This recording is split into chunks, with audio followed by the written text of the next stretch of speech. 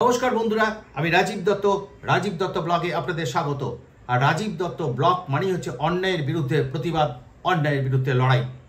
আগামীকাল অর্থাৎ 17ই সেপ্টেম্বর বিশ্বকর্মা পুজো। আপনারা জানেন বিশ্বকর্মা হচ্ছে শিল্পের দেবতা, তাকে শিল্পের দেবতা হিসাবে পূজা করা হয়।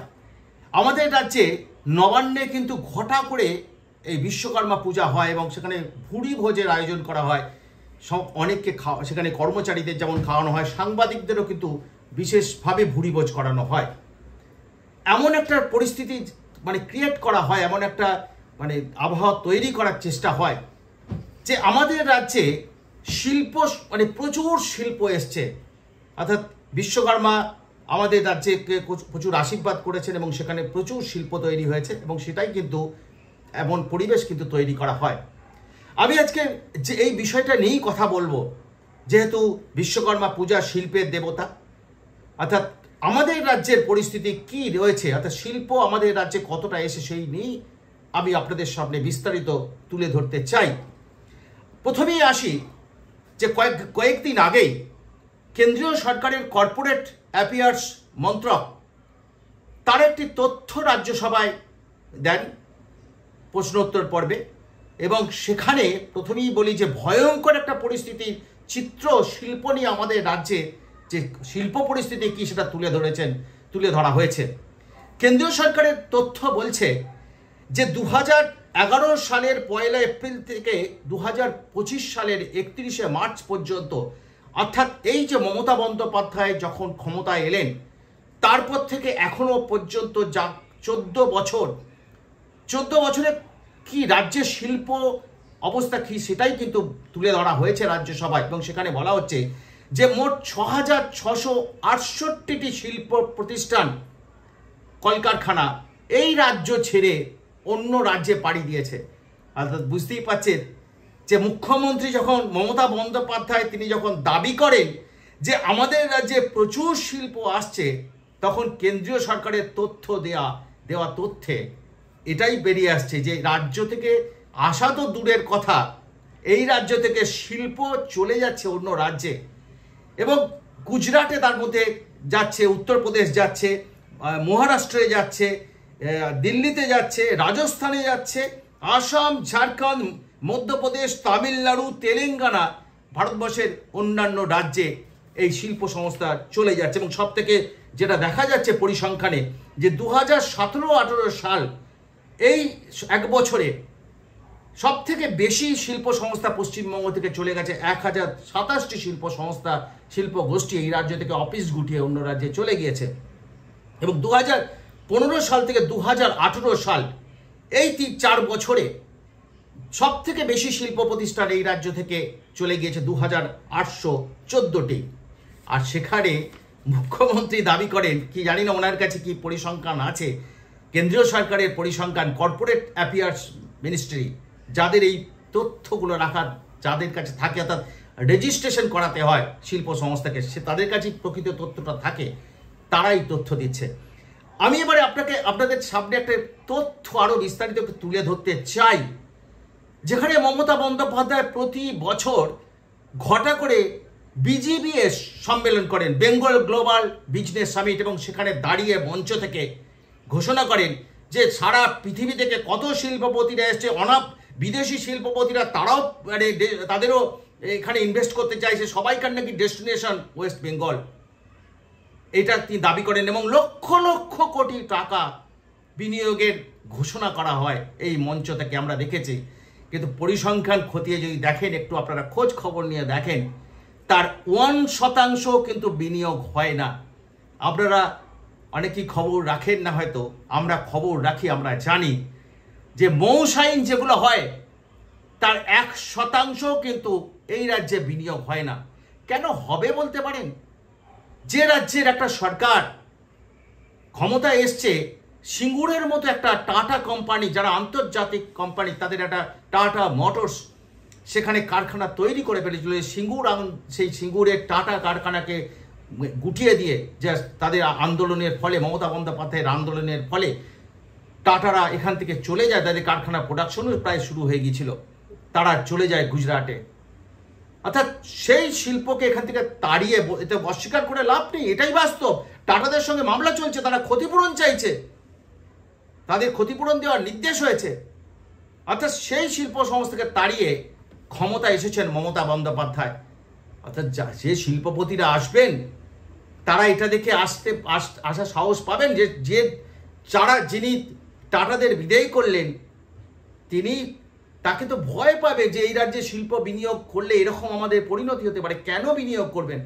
অর্থাৎ এই রাজ্যে যারা আছেন, এই রাজ্যের যারা শিল্পপতি, তারাও কিন্তু ভয়ে মানে বিনিয়োগ করার কথা বলেন, কিন্তু বিনিয়োগ করেন অন্য রাজ্যে। এবং সেই জন্যই কিন্তু মমতা বন্দ্যোপাধ্যায়কে বিদেশের মাটিতে দাঁড়িয়ে ঘোষণা করতে হয় সৌরভ নাকি বিনিয়োগ করবে। সৌরভ গাঙ্গুলি ক্রিকেটার, সেও বিনিয়োগ করবেন বিদেশের মাটিতে দাঁড়িয়ে। তো এই হচ্ছে আমাদের শিল্প পরিস্থিতি। আমি একটা জিনিস আপনাদের যেটা বলছিলাম, যে এই যে চলে গেছে 6688টি সংস্থা, কোন সালে কতগুলো গেছে সেটাও আমি একটু আপনাদের তুলে দিব, কোন রাজ্যে কতগুলো গেছে। 2011-12 সালে 215টি শিল্প কারখানা এই রাজ্য ছেড়ে চলে গেছে যখন মমতা বন্দ্যোপাধ্যায় ক্ষমতা এলেন। 2012-13 সালে 87টি সংস্থা চলে গেছে। 2013-14 সালে 384টি সংস্থা চলে যায়। 2014-15 সালে 382টি সংস্থা চলে যায়। 2015-16 সালে 869টি সংস্থা চলে যায়। 2016-17 সালে 1027টি শিল্প প্রতিষ্ঠান এখান থেকে বিদায় নেয়। 2018-19 সালে 542টি, 2019-20 সালে 678টি, 2020-21 সালে 306টি, 2021-22 সালে 273টি, 2022-23 সালে 270টি, 2023-24 সালে 371টি, 2024-25 সালে 366টি, অর্থাৎ মোট 6688টি শিল্প সংস্থা পশ্চিমবঙ্গ ছেড়ে অন্য রাজ্যে চলে গেছে। এই রাজ্যে থাকতে চায়নি তারা। অর্থাৎ সেই যে রাজ্যে, আবার সেখানে দাঁড়িয়ে মুখ্যমন্ত্রী বলছেন এই রাজ্যে নাকি প্রচুর বিনিয়োগ আসছেন, চোখে আমরা দেখি না। এবং পরিসংখ্যান তো যাদের দায়িত্ব এটাকে মেনটেন করা, নিয়ন্ত্রণ করার, কর্পোরেট অ্যাফেয়ার্স মিনিস্ট্রি, কেন্দ্রীয় সরকার, তারাই তথ্য দিচ্ছে। অর্থাৎ বুঝতেই পারছেন যে কি ভয়ঙ্কর শিল্প পরিস্থিতির অবস্থা। আমি বলি কোন রাজ্যে কত গেছে। এখান থেকে পশ্চিমবাংলা থেকে গুটিয়ে মহারাষ্ট্রে গেছে সব থেকে বেশি, 1308টি। দিল্লিতে গেছে 1297টি। ইউপিতে গেছে উত্তরপ্রদেশ 879টি। ছত্তিশগড় গেছে 511টি। গুজরাটে গেছে 423টি। রাজস্থানে গেছে 333টি। বাকি অন্যান্য রাজ্যে গেছে। অর্থাৎ একটা ভয়ঙ্কর পরিস্থিতি হয়েছে। আমাদের রাজ্য থেকে গুজরাটে চলে যাচ্ছে কারখানা, আর মুখ্যমন্ত্রী স্টেজে দাঁড়িয়ে গর্ব করে বলছেন আমাদের রাজ্যকে নাকি গুজরাট হতে দেবেন না।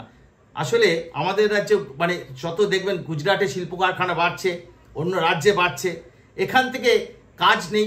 অর্থাৎ এই অবস্থায় দাঁড়িয়ে এখানকার মানুষ পরিযায়ী শ্রমিক হিসেবে গুজরাটে যাচ্ছেন, কেউ বদোদরায় যাচ্ছেন, কেউ সুরাটে যাচ্ছেন। গুজরাটের বিভিন্ন শহরে তারা শিল্প প্রতিষ্ঠানে কাজ করছেন, দেশের অন্যান্য জায়গায় পরিযায়ী শ্রমিকদের তারা কাজ করছেন। এখন আবার এই পরিযায়ী শ্রমিক নিয়ে নতুন নাটক শুরু করেছেন। সে জানেন যে তাদের উপর অত্যাচার হচ্ছে বলা হচ্ছে, এরকম একটি দাবি তারা করছেন এবং 5000 টাকা দিয়ে দেবেন, ফিরে আসতে চাইছেন। অর্থাৎ এই রাজ্যের একটা শিল্প পরিস্থিতি একটা ভয়ঙ্কর আকার নিয়েছে শুধু সরকারের সুনির্দিষ্ট নীতি না থাকার জন্য। কারণ শিল্প করতে গেলে প্রথম দরকার পরিকাঠামো, রাস্তাঘাট, যোগাযোগ ব্যবস্থা, এটা অত্যন্ত গুরুত্বপূর্ণ। সেই সঙ্গে শিল্প করতে গেলে যেটা দরকার সরকারের সদিচ্ছা, যেটা দরকার জমি। আর আমাদের রাজ্যের ল্যান্ড ব্যাংক পলিসি তো জানেন যে শিল্পের জন্য জমি ল্যান্ড ব্যাংক পলিসি নেই সরকারের। অর্থাৎ এই অবস্থায় দাঁড়িয়ে কেন শিল্পপতিরা এই রাজ্যের শিল্প বিনিয়োগ করতে উৎসাহী হবেন বলতে পারেন? আর সেই সমস্ত সত্যটা প্রকাশ্যে যারা আনি তাদের বিরুদ্ধে কটূক্তি করা হয় সরকারের তরফ থেকে। কিন্তু এটাই বাস্তব চিত্র যে আমাদের রাজ্যের ভয়ঙ্কর পরিস্থিতি, কর্মসংস্থান নেই। পরিযায়ী শ্রমিক হিসাবে প্রতি 1.5 লক্ষ মানুষ এই রাজ্য ছেড়ে চলে যাচ্ছে। দেখবেন বিভিন্ন স্টেশনে, বিশেষ করে উত্তরবঙ্গের কোচবিহার স্টেশনে আমি ছবি দেখছিলাম, পুরুলিয়া স্টেশনের ছবি দেখছিলাম, লক্ষ মানুষ চলে যাচ্ছেন অন্য রাজ্যে কাজের সন্ধানে। আর তারা যে যখন ওখানে কাজ করার চেষ্টা করছেন তখন মুখ্যমন্ত্রী দাবি তুলছেন যে তাদের উপর অত্যাচার হচ্ছে এবং তাদের ফিরে আসার আহ্বান করছেন। যে বাঙালিদের উপর অত্যাচার হচ্ছে সেটা তো নয়, বাংলাদেশি যারা এখানে অনুপ্রবেশকারী হয়েছে তারাও ভারতবর্ষের বিভিন্ন জায়গায় চলে গেছে, তাদের চিহ্নিত করার কাজ চলছে এবং সেটাকে নিয়ে এমন একটা তিনি পরিবেশ তৈরি করেছেন যার ফলে আরও সমস্যায় তৈরি হচ্ছে রাজ্যের ক্ষেত্রে। এবং সেক্ষেত্রে পরিযায়ী শ্রমিক আমাদের রাজ্যে যারা আছেন তারাও বিভিন্ন রাজ্য থেকে তারা বিভিন্নভাবে বার্তা দিচ্ছেন, তারা ভালো আছেন, কিন্তু কে শোনে কার কথা। যেখানে এই রাজ্যের এই অবস্থা, ভয়ঙ্কর শিল্প পরিস্থিতি, শিল্প নেই, যার কর্মসংস্থান নেই, এইটা যার ফলে এই রাজ্যের উন্নতি নেই, অথচ প্রতি বছর দাবি করা হয় লক্ষ লক্ষ কোটি টাকা বিনিয়োগ করা হচ্ছে। অর্থাৎ বিশ্বকর্মা আমাদের রাজ্যকে দেখে হয়তো বিশ্বকর্মা হতাশ। কারণ আমার এটা মনে হয়েছে, আজকে আমি যখন গিয়েছিলাম রাস্তায় দেখছিলাম প্রচুর বিশ্বকর্মার প্রতিমা বিক্রি হচ্ছে, মানে দাঁড়িয়ে সব বিক্রি করে, তারাও খুব হতাশ এবং তাদের মুখেও এটা বক্তব্য, কিনবে কে? বিশ্বকর্মা অপেক্ষা করছেন যাওয়ার জন্য, কিন্তু কোথায়? এই রাজ্যে তো শিল্প নেই। বিশেষ করে বিশ্বকর্মা পূজা কোথায় হয়? শিল্প সংস্থাগুলোতে পূজা হয়, সেখানে তো নেই। অর্থাৎ বিশ্বকর্মা বোধহয় হতাশ এই রাজ্যের শিল্প পরিস্থিতি দেখে। তাই সরকারের উচিত যে প্রকৃত শিল্প নীতি গড়ে তোলা, যাতে শিল্প এখানে আসে।